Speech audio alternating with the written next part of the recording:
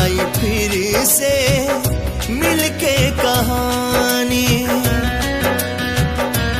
हो अखियां के ओस तोहर गंगा के पानी, लिखल जाई फिर से मिलके कहानी।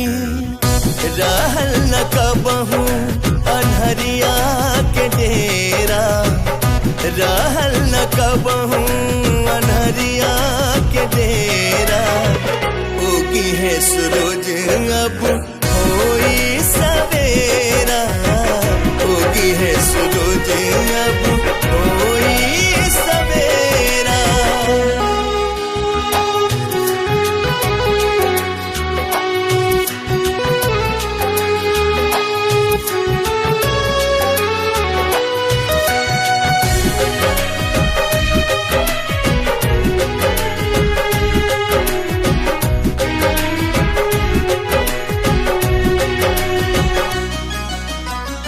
जिंदगी के नाव के तू ही पतवार हो, पावन प्रीत जैसे गंगा के धार हो।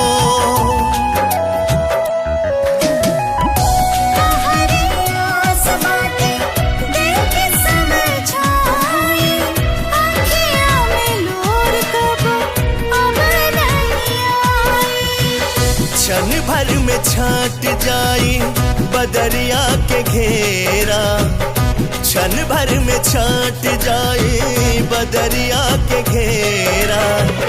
उगी है सूरज अब होई सवेरा, उगी है सूरज अब होई सवेरा।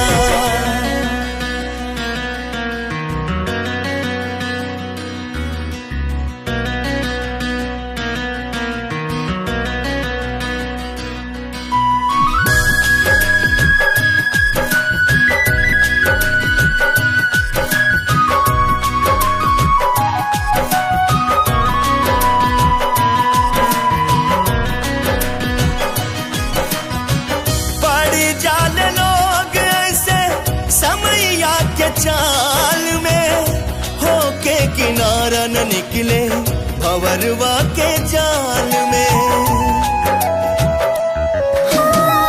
साथ निभाए हम ये वचन, सुख दुख में चलल जाई मिले के सजन। आइल बधनिया मिलनवा के बेरा, आइल बधनिया मिलनवा के बेरा। उगी है सूरज अब